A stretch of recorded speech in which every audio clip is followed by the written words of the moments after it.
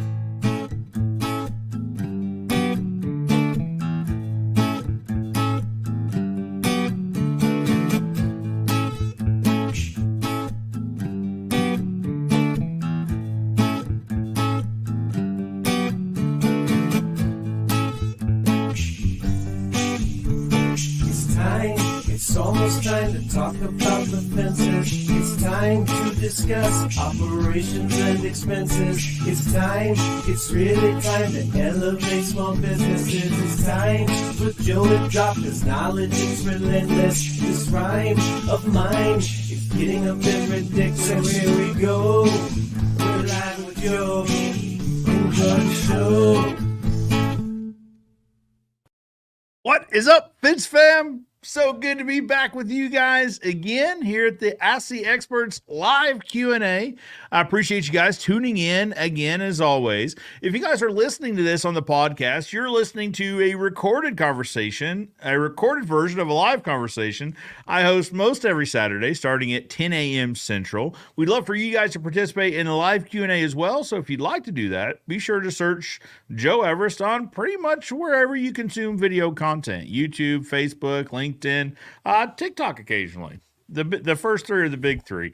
Of course, if you're listening and you decide to leave us a review, that means a lot. Be sure to do that if you think that we bring you value. Before we get started, let me send a huge shout out, as always, to the Expert Professional Wood Care team over outside of Nashville. Also, thank you for the Go for Wood hat. Can't leave out Go for Wood either. So let me tell you guys really quickly about my store with Expert Professional Wood Care products. We had used a lot of the others in the marketplace, at least in like the professional fencing marketplace. And the chemical smell was something that bothered me more than anything. And I felt uneasy about putting our customers in contact. I'm sure everyone did their testing. I'm sure all the boxes were checked, but it still made me uneasy. Expert Professional sent us a sample. We worked with it, realized it didn't have that overwhelming chemical smell, so I felt quite a bit better about putting both my team members in direct contact with that, and then also our homeowners and their kiddos and pets. So, anyways, huge shout out to Expert Professional Wood Care Products. I've been a client longer than they've been a sponsor, but I do want to say thank you to just Caleb, Ashley, and the whole team for taking incredibly good care of us. Fast shipping too.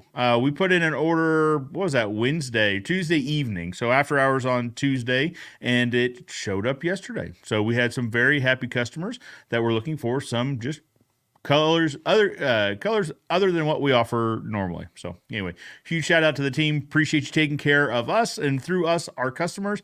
Makes us look like heroes. So I appreciate you guys. If you guys are looking for a stain provider, be sure to check out Expert Professional Wood Care Products. If you want to offer pre-stained lumber without the mess and the dipping and the rolling, check out Gopher Wood. It's great cedar products, obviously stained with Expert Professional Wood Care Products. So be sure to check them out. Guys, if you read the description on the video, you know what we're going to talk about.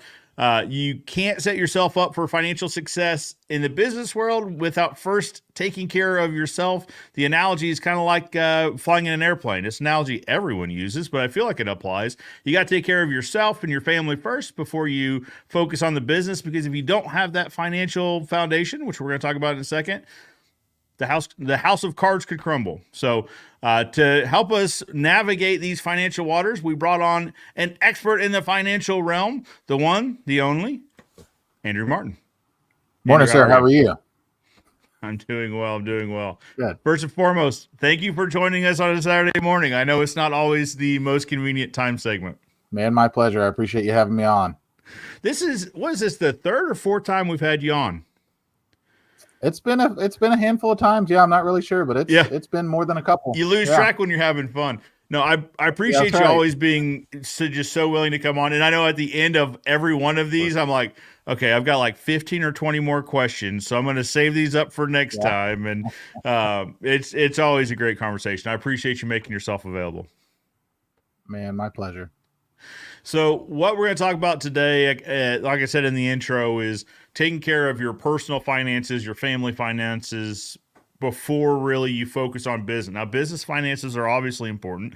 One hand shakes the other kind of thing. But if you don't have your financial foundation secure, what are you building on is kind of the idea. Yep. Yeah. When we work with business owners, a lot of times they're so focused on the business, which is very important, but they get busy with that and they end up neglecting their personal finances a lot of times. And when we kind of start digging into the weeds, there's just things that they just, because they're so focused on the business, they just kind of have neglected or haven't thought about or haven't taken the time to do. Sure. And so when we go through our process and able to kind of point things out, they're always like, oh my gosh, yeah, I either wouldn't have never thought about that, or I've been meaning to do that for a long time, or yeah, that's been on my mind or whatever. And again, they're just so busy running the business. But, we kind of have a process that we take people through, business owners or not, when it comes to the personal financial planning. And, one of the things we say is you build a financial plan like you build a house. What's the first thing you do when you build a house? You lay the foundation. Yep. There's nothing sexy about a foundation. Nobody really cares about it that much until there's a problem with it. Mm-hmm. And then big problem that's hard to fix, and everything that sits on top of the foundation has a problem as well. So the foundation is extraordinarily important, but a lot of people end up neglecting it and focusing on kind of the more appealing parts, right? The investing, retirement planning, all those things. So for most people, we say that there's 6 bricks of your financial foundation. First one is your property casualty insurance. So home, auto, umbrella, things like that. So some general rules of thumb as it pertains to that is one, make sure you have good, adequate coverage. That industry has done a really terrible job of commoditizing itself and selling things on price and price alone. So you'll see a lot of, 15 minutes to save you 15%. Every insurance on social media, hey, contact me to see if I can save you money. And I get it because they get paid on premium dollars. So they're just trying to get the business and not really, generally taking a lot of time to explain to you what you have and how it works and all those things. So I'll give you an example of why that's important. We had some friends that their house burned down like right before Christmas, literally a couple days before Christmas. And, a little while after kind of the dust has settled, and talking to the wife and kind of, in conversation told me that the insurance that they had only paid off their mortgage. So like it didn't replace the house or anything. It would only pay off the mortgage. And so knowing her husband the way that I do, they're not clients or anything, but knowing her husband the way that I do, I'm sure he got online, found the cheapest piece of crap he could possibly find, and bought it, and then when he needed it, it wasn't exactly probably what he thought it was. So having good adequate coverage is number one. Number two, shop it out every year or two. Those companies will change what risks they're willing to assume and for what price. Right. So company A might be the good fit for you this year, but next year it might be company B.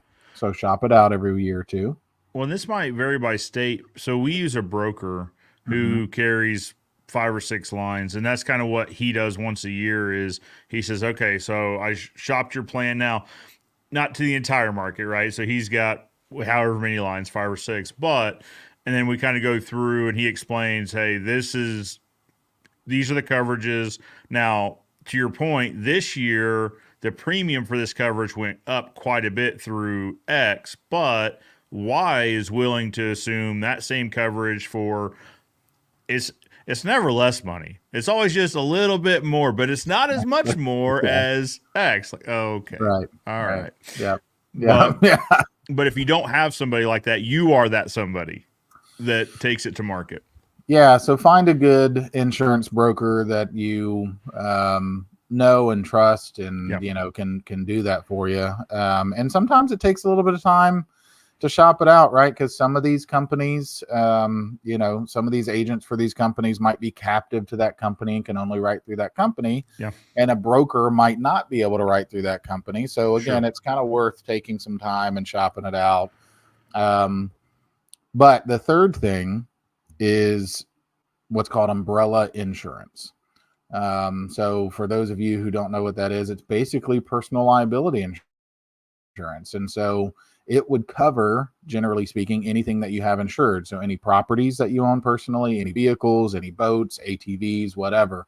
Like even, our golf cart we have under our umbrella policy, right? So the point with that is, again, another story, we had a client that at the beginning of last year got in a car wreck, reached out to me while he's on the side of the road after the wreck. And said, hey, who's the best attorney you know? And I said, well, for what?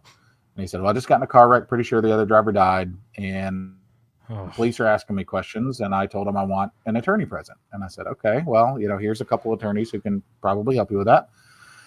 And I immediately asked one of our team members, I said, can you pull this gentleman's file to make sure that he got an umbrella policy that we've told him to get? Because he's going to need it now. And she came back after a few minutes and she said, I see on 3 separate occasions we reminded him to get it.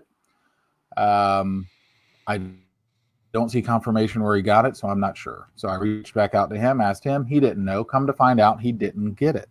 This was only a couple months before this happened. And he had the email sitting in his email. All he had to do was sign for it and pay for it, and he would have had it, and we'd be having a totally different conversation right now. So this gentleman makes over $1 million a year. And is still a year and a half later in the middle of a lawsuit. And it's probably not going to go super well. Sure. Right. So that's the point with the umbrella insurance, is that people are so sue happy and stuff nowadays that if you get in a car wreck or somebody gets hurt on your property, there's even a story about, how like during Christmas time, some people will really go above board and do all the Christmas lights, and people stop on the side of the road and look. Well, somebody got out of the car. I guess, there was a hole or a dip or something. I don't know. Anyways, they hurt themselves by trespassing on this person's property and ended up suing them. So, I mean, people can sue you for anyway. So, And umbrella insurance, I think, is worth having for most people. And your property casualty insurance guy can help you with that. And it's probably like in commercial insurance, we have the umbrella for all of the stuff we don't take into consideration. That's right. For all the curveballs that get thrown our way, because you get put in a situation, you're like, how could I ever have guessed this would have happened that caused this, this, and this? But here we are, right? Mm-hmm. And now there's a liability of some form, right? Mm-hmm. And it could be legal, or it could be anything. Yep. So in the commercial, like for our business insurance, there's a big umbrella, because to your point, people are getting very creative in what they try to sue people for. And that's the country we live in. There is no bar that you have to get over to sue somebody. You could literally, like, you know what, Andrew, I'm not really a fan of the way you said my name earlier, so I'm going to give it a shot. We'll take it to court and just see. Now, there's some frivolities there, but the point is, I mean, people sue for all sorts of crazy reasons.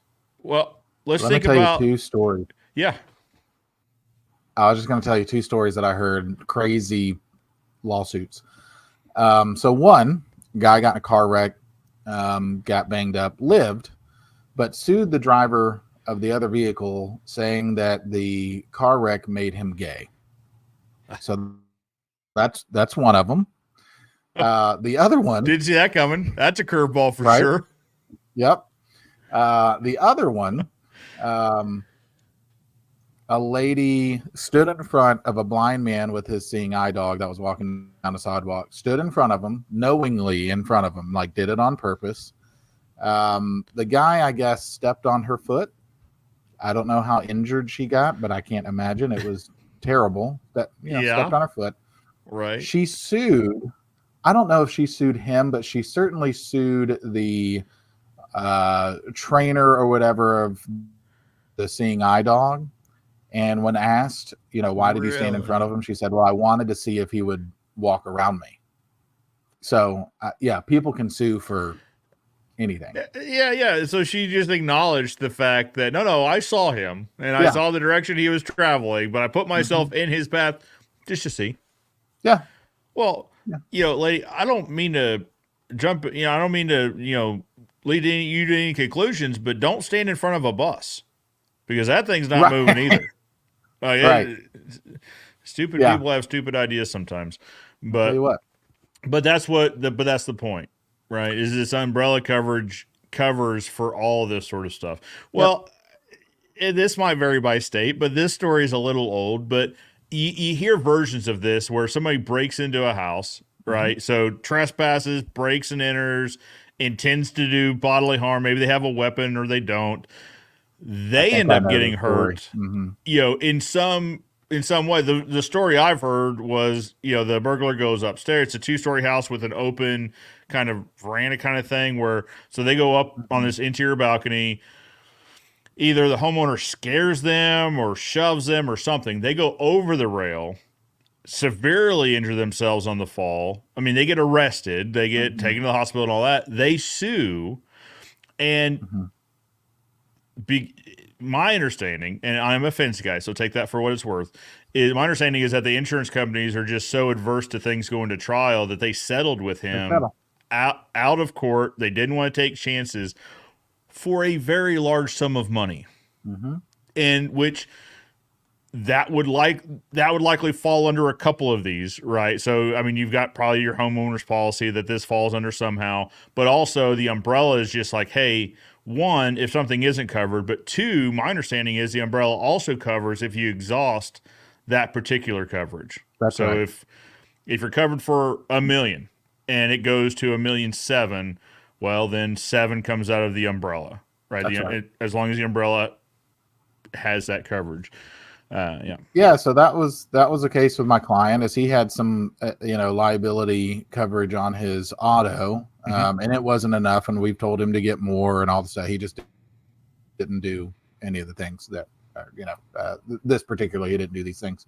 Sure. So he had I don't know if memory serves me right, like $150,000 liability coverage on his auto coverage. Right. And so since the lady died, of course the family and the attorney wanted to go for more than the 150,000, that would, and since he didn't have any other coverage, i.e. the umbrella coverage, they're going after personal assets. And it's like I said, it's probably not going to go super well for him.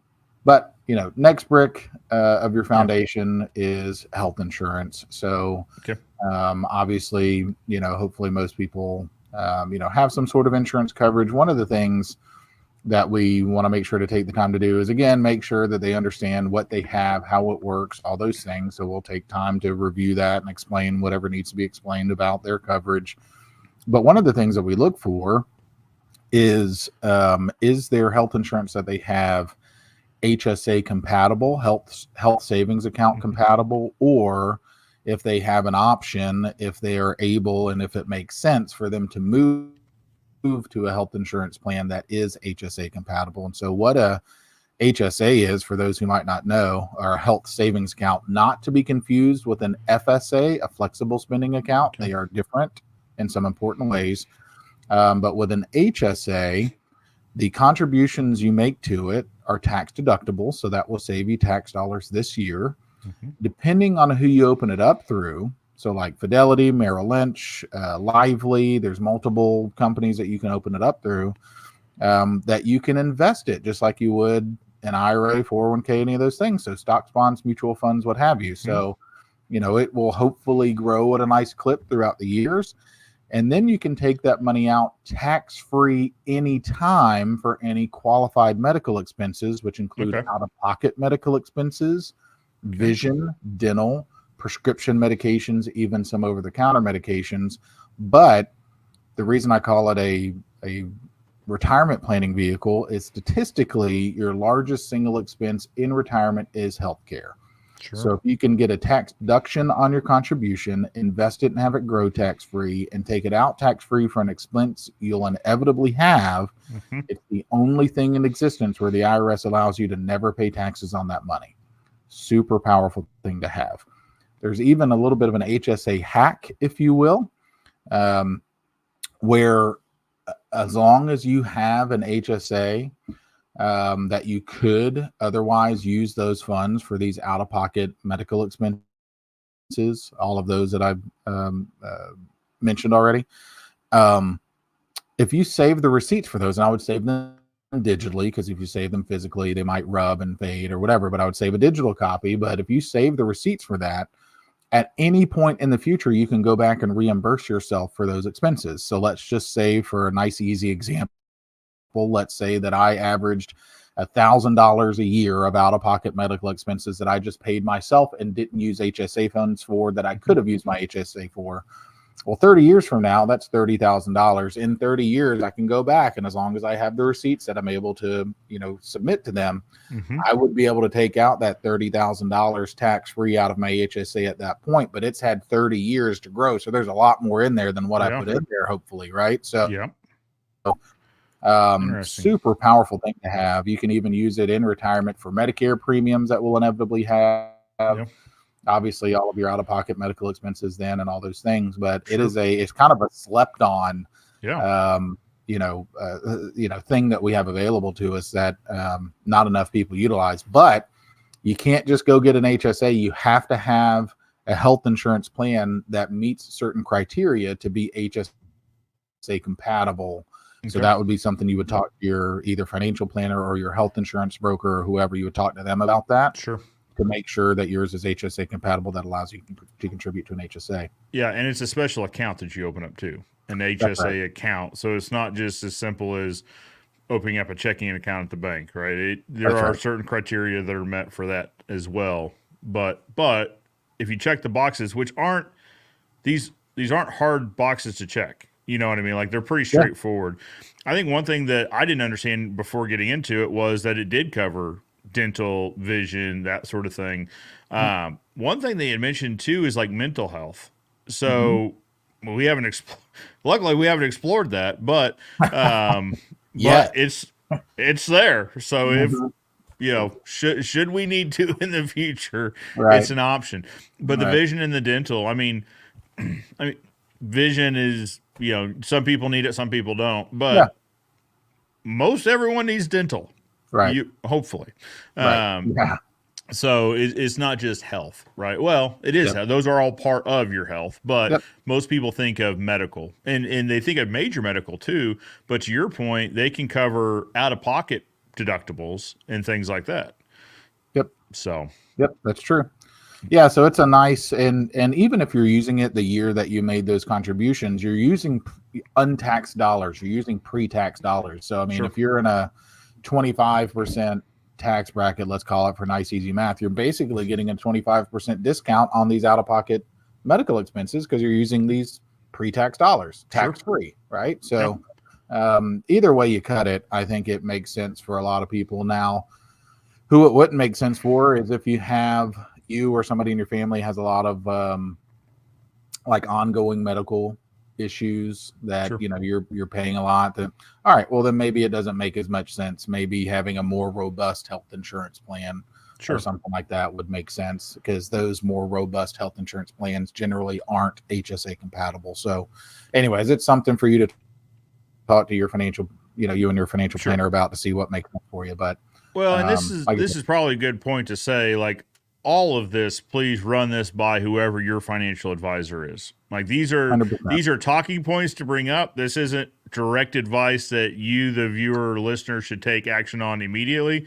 But what we're trying to do is provide some talking points for the next time, hopefully you have regular meetings with your financial advisor, and to jot a few of these down or shoot an email. Say, hey, just had a thought on this.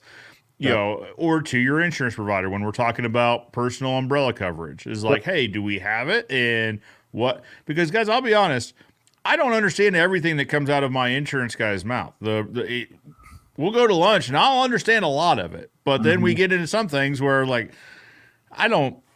It sounds like English is what you're saying, but it doesn't make sense on my end. So can we the break something dialect down? I don't understand. Yeah. Right. Or I also go to sleep at night and I forget roughly half of what I knew the day before. So anyway, talking points to fire off to whatever professional, whether it's insurance or financial or medical, like your medical insurance provider, whoever those people are, these are great talking points to bring up directly with them. Yep. Yeah. Don't listen to somebody on the internet, right? Go talk to somebody who knows your situation. And but take these points to them and then let them maybe break it down for you. Well, in your situation, I understand probably what they were talking about was this, but in your situation, it makes more sense to do this, this, and this. If nothing else, at least lets you get a little bit of clarification on maybe some of the specifics of your situation. Right. Agreed. So also, when we're talking about health insurance or just medical insurance in general, or health insurance in general, so we offer Aflac and we offer nationwide insurance, where both of those offer I don't know, auxiliary insurance. That's not what it's called, but like if like one has a cancer plan or one has a just accidental hospital indemnity, cancer. Yes. Yep. Are those worth taking a look at? I always wonder because, it's like, you don't know. Because there's some companies, and I'm not saying insurance is like this, but there's some companies that just offer upgrades where the value doesn't match the investment sort of thing. And I'm always wondering about that is there value there or could there be value there? Yeah, so I'll say the devil's in the details always, right? But I will say, generally speaking, I don't think a cancer policy is a bad idea to have because, I think statistically now it's like 50-ish% of people at some point have cancer. It's a big expense. Yeah. And so having a little bit of help when that time comes would be very nice. Sure. The accidental policies, particularly, I'm more familiar with Aflacs than I am a lot of other companies for whatever reason. I guess I run into it more, but their accidental policy is actually very good, and I don't know how they make money on it, frankly. So especially, the guys that are, out there working with their hands and just kind of, they will pay like per stitch.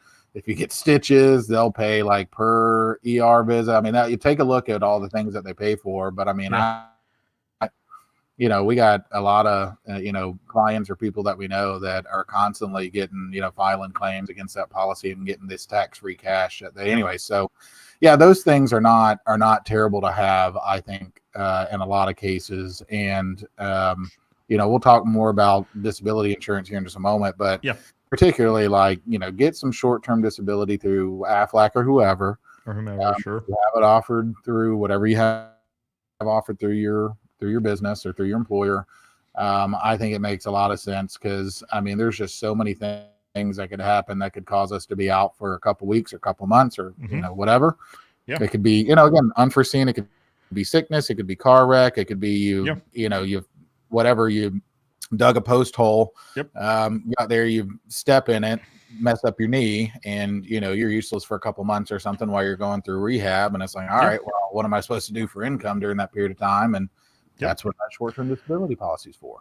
We had an employee or team member 3 years had to pull up a counter 3 or 4 years ago, covered with Aflac short-term disability. He was at home. It was in the fall, so he was cleaning up. He had pumpkins. One of the pumpkins had like smashed or whatever, and so anyway, it's slippery on this deck. Slips, falls off the deck, lands on his feet, but rolls an ankle. He was out of work for 3 months. Dang. Because he works in the field, and there's not a lot you can do out in the field that doesn't involve walking consistently for the majority of the day. So he was out of work for 3 months, and Aflac steps in and covers, and I'm sure the plans vary, but up to a certain percentage of what he would have made in that time period. So rather than being at zero for 3 months or trying to find a different position or whatever, he at least had money to take care of his mortgage or rent, his utilities, and now it's I think in his case it was 75%. So it's not whole, right? It doesn't make you 100, but it's also not zero. That's the point. Well, and typically that's 75%, whatever it's paying, is typically tax free. So it's getting pretty close to 100% once you factor that in, right? So, but yeah, that's one of the two income stoppers, and that's one of the bricks on the financial foundation is, the two income stoppers is death and disability, right? So a lot of people, when we talk to them, are like, all right, well, you have your house insured, right? Yeah. That makes a lot of sense because your house is your biggest asset, right? And people are like, yeah. All right, well, how much is your home worth? Oh, it's worth $500,000. All right, how much do you make? Well, I make $100,000 per year. All right, presumably, with your age, whatever, you're going to say the next 20 years. Yeah. All right, so if that's the case, if your income doesn't change at all, you're going to produce $2 million for your family over the next 20 years, $100,000 times 20. So is your house your biggest asset? Is your ability to work and produce income your biggest asset? Right. And so it's kind of a light bulb moment for a lot of those folks. And it's like, oh yeah, well, your house is only an asset if you can pay for it. So if your income stops, like if you had a machine in your garage that printed $100,000 a year that your family was dependent upon, I'm assuming you would insure that machine, right? Because if it stopped working for whatever reason, things are going to change and not for the better, right? So I'm sure everybody understands that analogy. Like you are that machine, right? If we're all, relatively young guys or whatever watching this, and we got a lot of working and earning years ahead of us, you are certainly your biggest asset, right? Any income producer for the family is a substantial asset. And that your ability to work and produce income for the family needs to be protected. And that's where life insurance and disability insurance comes in. So while we're on the disability insurance thing, we'll talk about that, and I'll talk about life insurance next. But for the business owners out there, so I'll talk about personal disability insurance need and then a need as an owner, right? So because there's kind of two different for the business owners out there, that you have a business need for disability insurance and a personal need for disability insurance. So, and this sometimes is one of the harder conversations I have with business owners, because I'm like, all right, well, what happens if you become disabled and can't work for, 6 months or something like that? And they're like, oh, well, I'll still be able to pull income from the business. And I'm like, okay, that's assuming that the business can run successfully without your input for that 6 months. So if that's the case, two things. One, why are you showing up to work every day and working all the hours that you're working? Sure. Two, if you think that's the case, I'm gonna give you a challenge. Take the next 6 months off, Yeah. Yeah. and I mean no access to text messages, phone calls, or emails from the business. If that idea makes you sweaty, then maybe that idea doesn't work, right? So Yep. you have a personal need for disability insurance, generally speaking, and there's short-term and long-term disability insurance, right? So short-term will typically last you for 6 months or a year or something like that. Long-term disability will last you for however you structure the policy, for 5-10 years or up until age 65, 67, 70, something like that. But it is meant to replace a portion of your income, 50, 60, 70% of your income if you were to become disabled. So from a personal standpoint, you become disabled, can't work, whatever, that disability policy will pay you that 50, 60, 70% of your income tax-free personally for you to use in your household to pay personal expenses and pay the mortgage and all the stuff. So hopefully that kind of gets you through that stage. From a business perspective, again, that's great if you're the business owner and you become disabled and you got a personal disability insurance policy that's going to pay you for the next 6 or 12 months or however it is, whatever each policy you chose.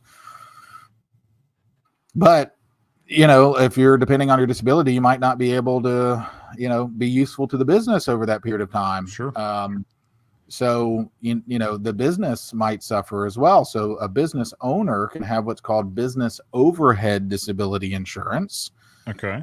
That the business owns, the business is the payer, and the business is the beneficiary of that policy. So if you, Joe, were to become disabled, let's say for 6 months or a year or whatever, that policy would pay, some carriers pay up to $50,000 a month, depending on, your needs and such, will pay that tax-free into the business and is meant to help with overhead, which includes payroll, rent or mortgage, utilities, what have you.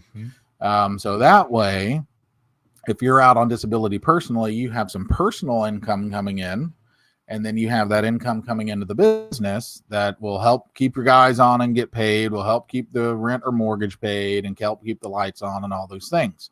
Sure. So if you're a business owner, there are kind of two separate needs for disability insurance, potentially based on your situation. So again, talk to your people about that. Absolutely. So that's a key takeaway for me already is, we have key man insurance or key person insurance on the key, team members here at the company, because the idea is should something happen to them, there would be a cost to the business to try and find a replacement. Right. And That's right. so, but I hadn't thought about the disability portion is, interesting.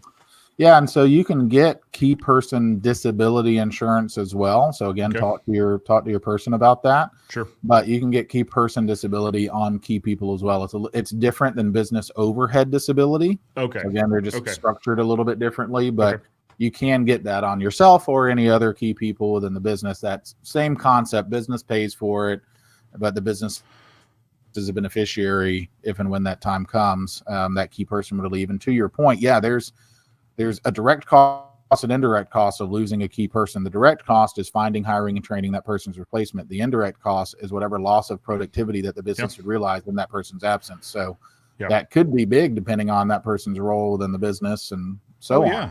Well, the loss of productivity during the search, but then also, during the initial training, and what if you can't find someone that performs 100%? So of what that previous person's job function was. So there's quite a bit of downside to losing a key person. Yeah, it's much easier to replace. It might not be easy, but it is easier to replace a frontline person, right?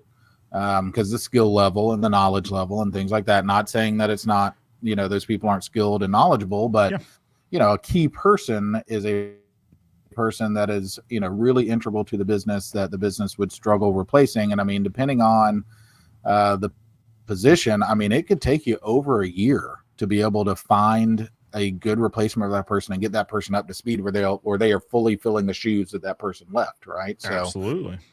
really important point. But same thing on the life insurance for business owners is there's two distinct needs. There's the personal need and the business need.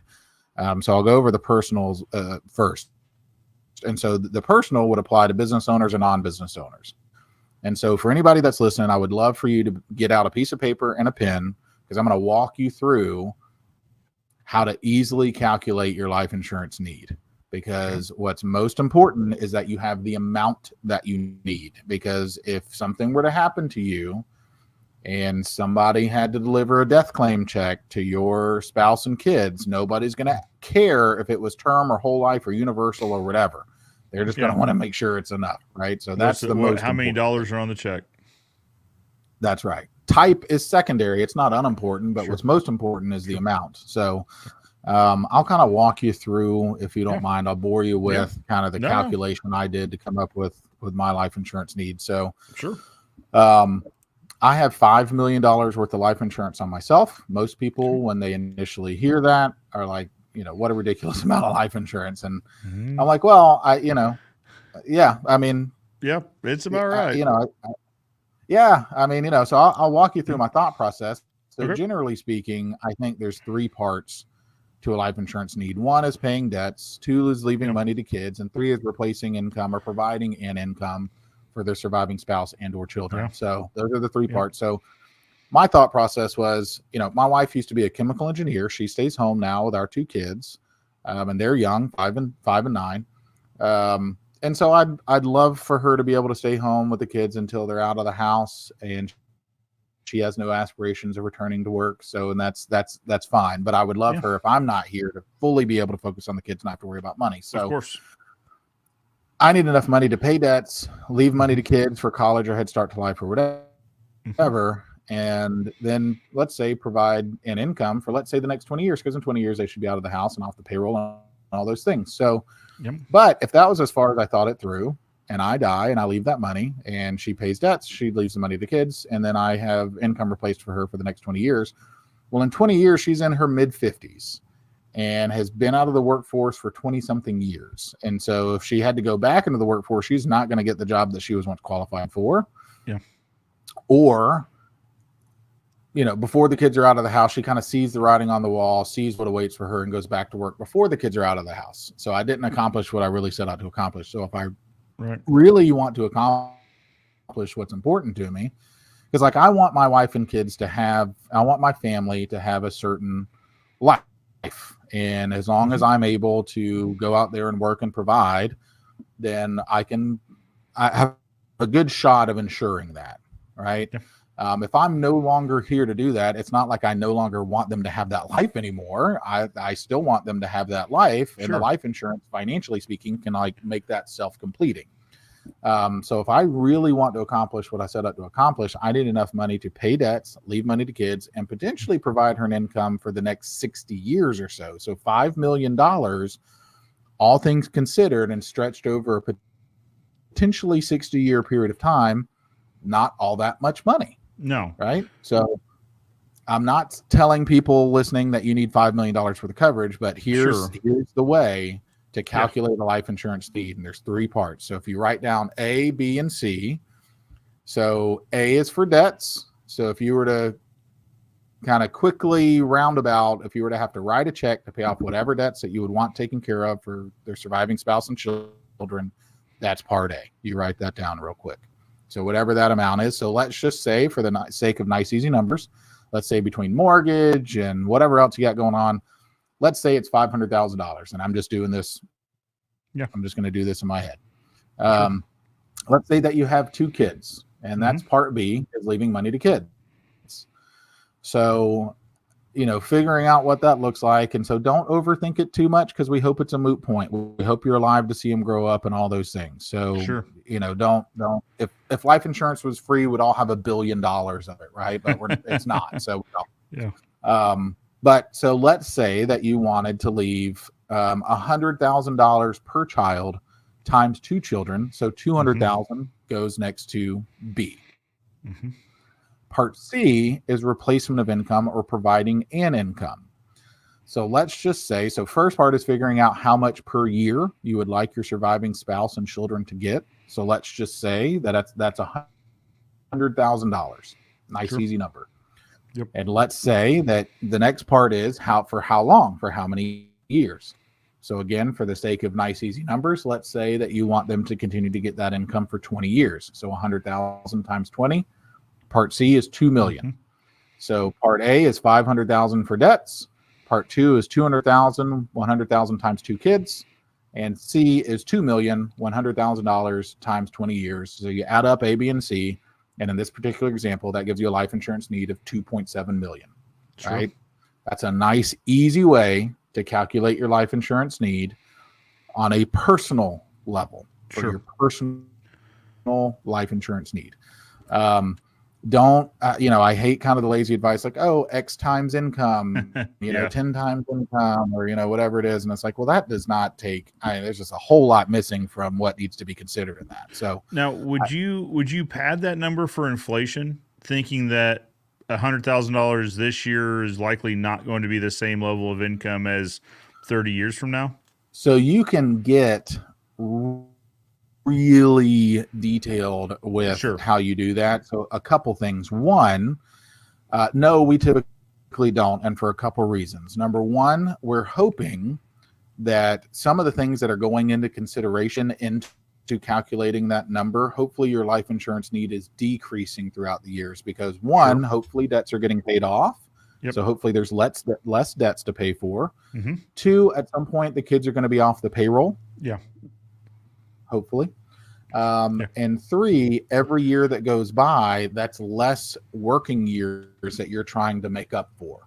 Yeah, you're making the runway shorter. Right. And if you're saving and investing or doing whatever, you're also building assets that are going to be worth something. So all things considered, hopefully your life insurance need is decreasing at hopefully maybe even a faster rate than inflation or something like that. But but that's our thought process. Is it perfect? No. There's no perfect way. If the good Lord gave us a crystal ball, all this would be way easier. It'd right? be moot. Right. Yeah. Well, but really, I mean, you're planning for worst case scenario, right? And just trying to leave things better than how you found them too, I guess, to some extent. But so getting close is good enough in this. Yeah, and again, hopefully it's a waste of money. Hopefully we live to be 100 and a nice long life and all those things, right? Sure. But sure. If not, so it's a probability versus consequences thing. So the probability of you dying over the next 20 years is very low. Assuming, right, most healthy people. Sure. However, the consequences of you dying and not being financially prepared are financially catastrophic to your family. So it's a probability versus consequences play. The probabilities are small, but the consequences are huge. So it's worth, in my mind, it's worth paying that little bit of a premium to make sure that things are taken care of. If that small probability, if you were a statistic and you were part of that small percentage of people that died, you paid a little bit of money to give your family a whole lot. And if you lived, well, then great. And you wasted that money, but I assume that you would rather live than cash in on the life insurance, right? So Right. Absolutely. Well, and that's the thing is, I mean, and it depends on the type of insurance, but typically it's not a massive investment, covering the cost of these different types of insurance. Right. Agreed. Especially term. And so for most cases, I recommend people to at least start with term because, again, we need the amount of coverage that we need. And to begin with, we need it to be as cheap as possible. Now, depending on what company you get it through and the details of the policy, you can get policies that you're able to convert into something permanent at some point, if and when you choose to do so. Sure. So I think it's important also to work with somebody who can kind of walk you through like, hey, we may never do this. It may never make sense to convert any of this into something permanent. But if there is, we're doing it through this company, or we're going to look at these handful of companies to do it through. because these companies will allow you to convert it into something permanent, and they all have good options if you choose to do that. And the reason that's important, I have a buddy, and he's a dentist, and he got going through the process with him. He had a couple $1 million worth of life insurance, I think maybe 1.5 or something like that, but and he got the best possible rating when he got it 10 years or so ago, but he got a 10-year term. So it's coming up on the end of his 10-year term. And I know this guy from the gym. So to look at him, he's, young, healthy guy. He's not he's not quite 40 yet. He's in his late 30s. And, to look at him, he's a young, healthy guy. So he needed more life insurance because he got that life insurance before he got the, took on the debt that he took on with his dental practice, before he had his, 2 kids that he has now, all those things. So he needed substantially more life insurance. So it was a couple $1 million more he needed. And so we ended up shopping it out, and he got declined through 60 something companies. Wow. And so it was just some medical history stuff, whatever. I think one of the medications he was on. So just whatever it was, got declined. So his only option was, we can either let that policy lapse. And what happens on those terms? So like with that 10-year term, year 11, it doesn't just go away. Okay. But the price goes up so dramatically that nobody ever keeps it. And then it continues to go up every year after that. So got it. Didn't really make sense for him. So his only option was, we had to, work with that company to try to figure out what his options were to convert it. Because again, he got the best possible rating when he got it 10 years ago. And when you convert it, you can convert it at that same, without having to prove insurance, and at that same perfect rating that he got 10 years ago, and turn it into a permanent policy where that premium will never change and he'll have that coverage forever and all those things. So this particular company, they only had one option, one product that he can convert it into. And it wasn't the worst one I've ever seen, but it also wasn't a great one, but like that was his option. You know what I'm saying? So generally when we're talking to clients about it, I'm like, look, get it through one of these handful of companies that they might not be the cheapest term or any of that, but if and when it makes sense for you to do, you're going to be able to convert this policy sometime over the next 20 years. And it's going to be, you're going to have multiple options, and they're all, for the most part, industry leading options. And, I would rather pay a little bit of premium for that optionality when that time comes, and knowing that it's a good, strong company with good, strong products and all those things. That's my, that's my philosophy with that. But no one's ever complained about having options either at the end of whatever the term is. Right. Yeah. And the other consideration for the business owners is same thing with the disability insurance, is a potential business need for life insurance. And so there's even 2 potential business needs for life insurance. One is the key person, right? So if something were to happen to you, that there's an influx of tax-free cash to the business that could help it kind of sustain through whatever the process is. But 2, there might be a succession planning or buy-sell planning need for life insurance as well. So if you, let's say, have a partner, or you have an employee, or you have somebody that's an apparent successor of the business, and you've entered into basically a buy-sell agreement with them or something like that, then typically, and then this might be a different conversation for another day, because there's a whole lot of things that need to go into a buy-sell agreement in the documentation, and we've reviewed so many that attorneys have done, and there are just key elements missing from some of them, and they're just not done very well. Anyways. But point is that there might be a life insurance need for that as well. To say, all right, well, let's say, you and I are partners in this business, and I die, and let's say the buy-sell agreement says that you're going to buy my shares from me and my wife, or, whatever, my estate, my wife. Well, as a funding mechanism, life insurance generally makes the most sense, because it's a small premium, tax-free cash is paid exactly when it's needed, and you use that money to facilitate just write my wife a check and, saying go with God, and not having to structure an installment sale or do any of that kind of nonsense. So that made sense. That makes sense for a lot of people too. But again, for a business owner, you might have those 2 other business life insurance needs within that. And I know we're getting close on time, but I had 2 more quick bricks of the foundation if we have time. Yeah, of course. Yeah. Okay. Yeah. And You called it, man. We are not getting, you knew that there was going to be stuff left over. Yeah. You knew we were going to have to split this up. Well, but, you never know. You never know. But Yeah. I had a thought. Let me pause right here though, Sure. and say in terms of business insurance. So again, something to take into consideration, just like we're talking about personal, is also business debts. So one of our thoughts is, so me being the sole member of the LLC, I personally guarantee the majority of our debt. So just the financial market works is I'm personally guaranteeing it. So there's also enough insurance in the company that should something happen to me and the financial institutions not want to extend that personal guarantee to whoever is purchasing the business, that then it'll just wipe those debts out. So it's a really great point. to try to make it easier for whatever the transition looks like. Yep. Really great point. Next brick is your emergency fund. So rule of thumb is 3 to 6 months worth of living expenses tucked away somewhere, that if things were to hit the fan, something happens with the business, big unexpected bill, what have you, that you can make ends meet over that period of time. So figuring out what your 3 to 6 months worth, or excuse me, what your 1 month expenses are is the first step. Sure. And not just bills, living expenses, right? So let's just say that your living expenses are $10,000 per month, nice, easy round number.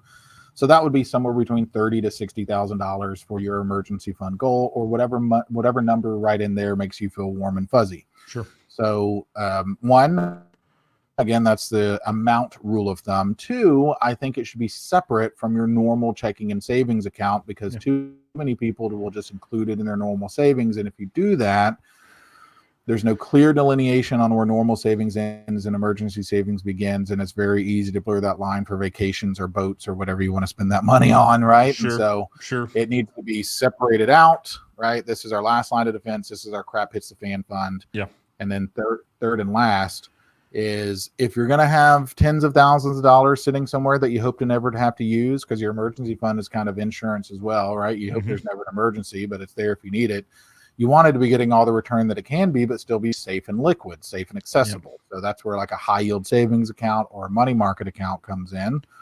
I generally steer clear of CDs for these, and I certainly would not put that money in some sort of investment, in a stock market investment or something like that. I would never do that. Safe and accessible when you need it. Zero risk. Zero risk. That's what we're looking for. And CDs are probably, because there's always a term associated with those, whether they're 6 months or a year or whatever. And the idea of an emergency is you don't know it's coming. So you might not be able to wait 6 months to access this money, or else face a penalty. That's right. Yeah. And even still, even if you're willing to accept the penalty or whatever, which could be fine. Because again, if there's an emergency, you don't care about that penalty. Sure. But just some banks that just don't move as quickly as they should, and it might tie that money up for a little bit of time while they're doing what they need to do to get the CD out and stuff. Anyway, so I just, generally speaking, I wouldn't suggest CDs for these accounts. It's high yield savings accounts or money markets, which today are paying 4 or 5%, right? I was going to say high yield savings right now, at least in our market, is paying fairly well. Yeah, it's not nothing, right? So So I think that with that, and the last brick of your foundation is your estate planning. Okay. So every adult person needs at least basic estate planning done. And so that includes your will, living will, powers of attorney, both healthcare and financial, potentially a trust. So every adult person needs at least those first couple. And then a trust would be up to, you and your financial planner, you and your attorney, you and your team to decide if you need a trust or not. And again, we might save the trust conversation for another day, because I can kind of dive in. That's probably a whole episode by itself, because there's so many different. And this is just me, the fence guy, and my limited understanding of how people are using these. But there are a multitude of ways that you can use a trust. Yes, indeed. Yeah. But, the reason that you have basic estate planning done is to make sure that things happen the way that you want them to happen after your passing. And that the people that you want to get certain things will get certain things, and hopefully bypass probate as much as possible. Now, I will say a couple things. One, any beneficiary designation that you have on anything supersedes, overrides whatever it says in your will. So if you had a life insurance policy that you had, the beneficiary was your mom, and but in your will you said that you want the life insurance money to go to your wife. Well, since your mom is listed as beneficiary, it doesn't matter what your will says, your mom's getting the money, and that's probably not what you know. Yeah. So now you're likely causing more drama in your absence. Yeah. Well, your wife's going to dig you out of your grave and probably burn your dead body or something. Whip but on you a little. She's not going to be happy with it. Yeah. Yep. Also, you want to make sure that while we're on that point, that you have proper beneficiary designations on all of your accounts, including any crypto, including bank accounts. That's a very commonly overlooked one. It's you do what's called, it's not called beneficiary, it's called a POD, or paid on death, which is effectively a beneficiary designation. Sure. And in some states, your home, so like in Florida, if I wanted to leave, let's say I wanted to leave the house to my kids one day when they're adults and all the stuff. So, we have a lot of clients with adult children, and maybe their other spouse, maybe they're divorced, or, their other spouse has already passed or whatever. And they're like, oh, I want to leave the house to the kids. It's like, all right, well, even if it says that in your will, and again, this is kind of a state by state thing, but in Florida, just because it says that in your will, your house will still go through probate. And so it's going to be tied up in probate for a little bit, and then it will probably eventually go to your kids. But the two ways to bypass probate and make sure it goes directly to them is, one, put it in a trust. You can do all that. We'll discuss that a different day. But two, you can do what's called a ladybird deed, and that is a cheaper and easier way. The ladybird deed is effectively a beneficiary designation on your home, right? And so again, it's a state by state thing. So talk to your team about what's going to make the most sense for you. But that is a very often misunderstood and overlooked thing. And I couldn't tell you how many times we ran into all that. And then last thing, when it comes to estate planning, that again isn't part of a formal estate plan, but I think is overlooked, is what we call a master file. Which we help all clients to do, but it's basically everything in one place that somebody were to need if you were to pass away. So copies of estate planning documents. I have a life insurance policy with this company. Here's the policy number. Here's the beneficiaries listed. Here's the agent's number or the contact number, whoever. Bank accounts, investment account, whatever you have, all in there. Maybe passwords, things like that. Whatever's needed in there that somebody would need if you were to die. All those things live in one place. Safety deposit box locations. All those things. And so we encourage clients to have two copies, one that they have, that they let whoever know that thing exists. And then generally we like to hold a backup copy, or encourage them, their CPA or whoever, somebody else, have a backup copy. So number one, that there is a backup copy. And then again, alert whoever in your family to let them know, if you can't find ours, call so-and-so, they have one. And two, when we keep it, we make sure that it's up to date. As you can imagine, this is only good if the information within it is up to date. So, but my COO, Megan, her mom died several years ago, before she's worked here actually, but she was telling me, when we kind of came up with the idea of the master file, how after her mom passed, I believe it was her aunt, her mom's sister, mentioned, I'm pretty sure your mom had a will, but I don't know where it is, or, any of that. So like a lot of people end up doing after somebody passes, they rummage through the person's house, looking at every piece of paper, opening every drawer, looking at everything, trying to figure out what's where. Couldn't find anything. And so Megan ends up calling 40 to 50 attorneys in and around the area and saying, here's what the deal is. Here's my mom's name. Do y'all have a file with her name on it? Still to this day does not know if her mom ever had a will in place. Really? So, she might have had one, and that's great. So point is, all these things are meaningless if people don't know that they exist or where to find them. Sure. Absolutely. Well, and you can imagine how stressful this situation is anyway. Right. So even if, it's good to have backup plans, right? So even if they know where the will is, put it in the hands of somebody trusted who would be thinking, level-headedly and said, hey, here it is. Here's what these things mean. Here's how you contact them, that sort of thing. Yep. Yeah. So, One, the foundation. Oh, sorry. I was just going to say the foundation, I think, is really the most overlooked with business owners and non-business owners alike, because none of it is sexy. None of it is profitable or anything. You know what I mean? It's just not fun things to think about or talk about. But, let's say it took you, depending on your income level, if you're at a normalish income level, it might take you a handful of years to save up $100,000. But if you didn't have disability insurance, let's say you become disabled, how long does that $100,000 last? A lot less longer than how long it took you to save up for it. So, point is, build a strong foundation, make sure check the box on all those things adequately, and then start building on things from there, which we might discuss next time with the debt and retirement planning and things like that. I'll add one note about beneficiaries. Make sure your beneficiaries themselves are up to date. So my insurance guy was telling, he made a presentation to this group I'm in, and he had said his former client had passed, and rather than take a sizable life insurance check to his current wife, he got to deliver it to the ex-wife. Oh boy.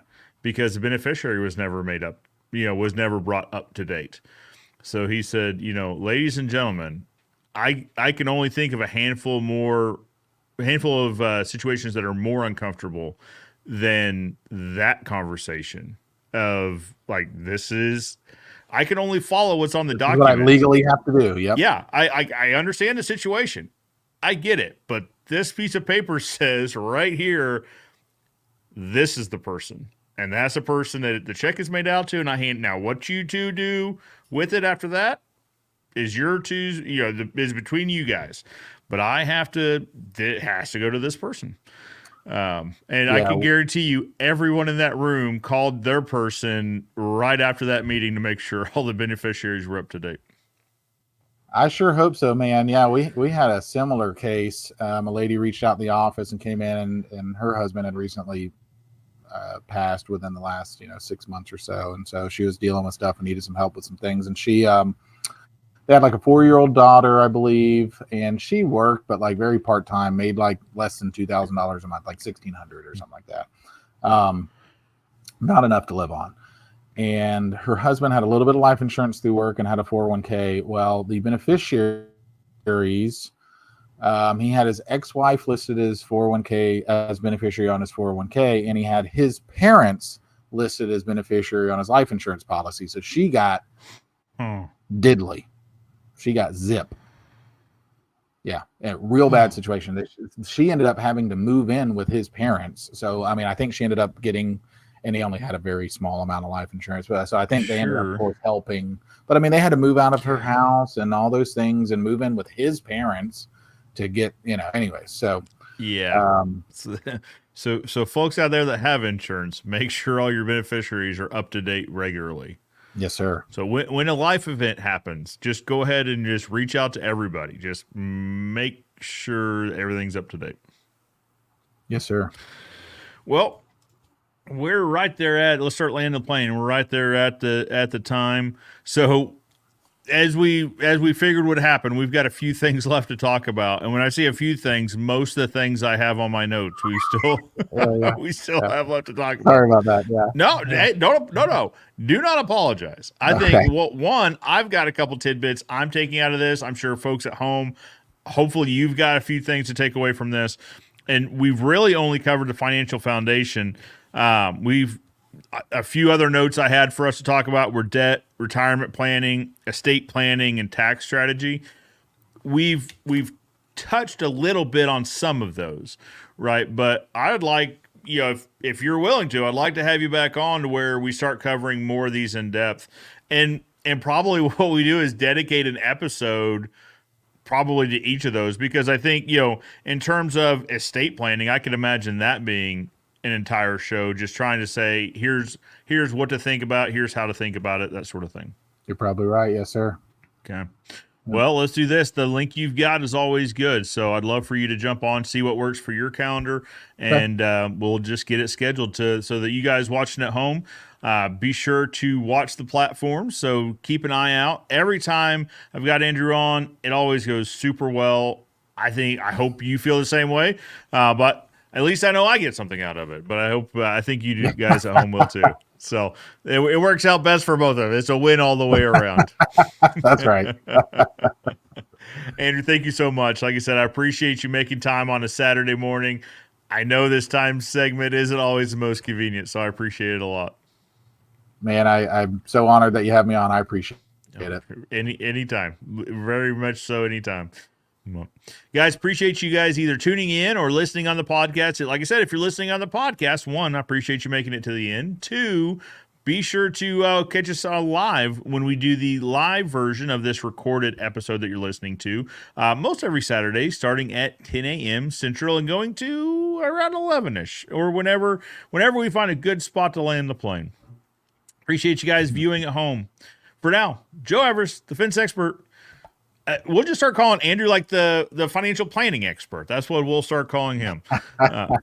From the both of us, we want to remind you that good fences make good neighbors, and we'll see you next time.